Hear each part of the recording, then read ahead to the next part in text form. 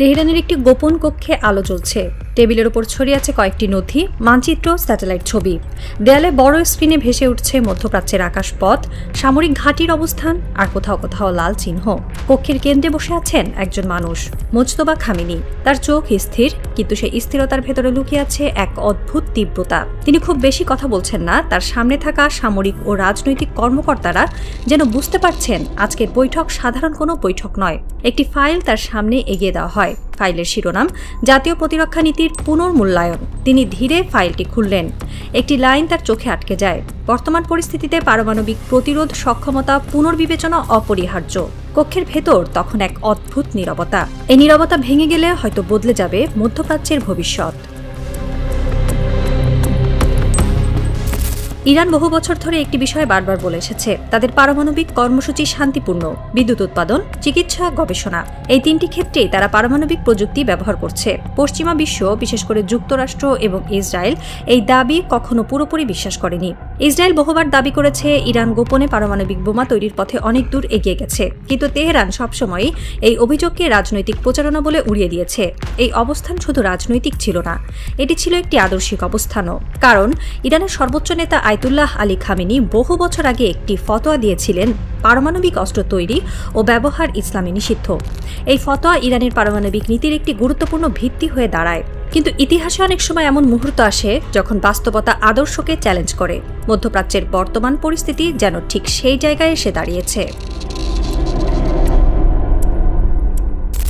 গত এক বছরে ইরানের বেশ কয়েকটি গুরুত্বপূর্ণ স্থাপনায় হামলা হয়েছে। কিছু সামরিক ঘাঁটি, কিছু গবেষণা কেন্দ্র, এমনকি কিছু পারমাণবিক সংশ্লিষ্ট স্থাপনাও আঘাতের মুখে পড়েছে। এই পরিস্থিতি ইরানের নিরাপত্তা কাঠামোর ভেতরে বড় প্রশ্ন তৈরি করেছে। প্রশ্নটি সহজ কিন্তু গভীর। প্রথাগত অস্ত্র দিয়ে কি এই চাপ সামলানো সম্ভব?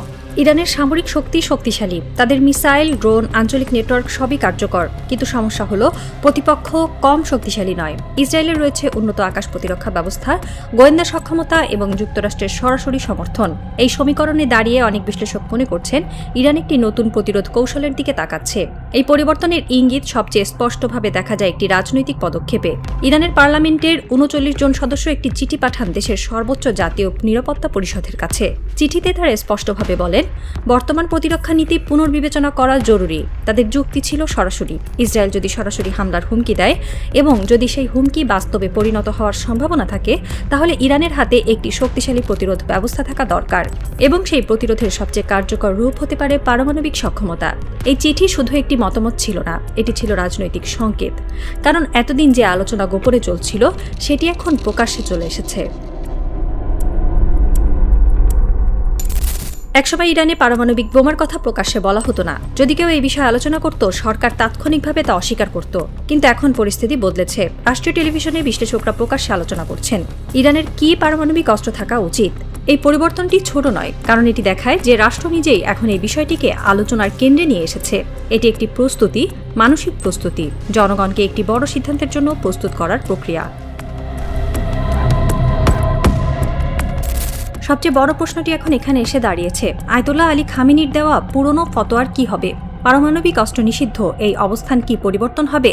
ইরানের কিছু সংসদ সদস্য এবং বিশ্লেষক বলছেন, ফতোয়ার ব্যাখ্যা সময়ের সঙ্গে পরিবর্তন হতে পারে। তাদের যুক্তি হলো, যদি একটি রাষ্ট্রের অস্তিত্বই হুমকির মুখে পড়ে, তাহলে সেই রাষ্ট্রের আত্মরক্ষার অধিকার সর্বাগ্রে বিবেচিত হওয়া উচিত। অন্যদিকে অনেকে এখনও মনে করেন এই ফতোয়া ইরানের নৈতিক অবস্থানের প্রতীক এবং এটি পরিবর্তন করা সহজ হবে না।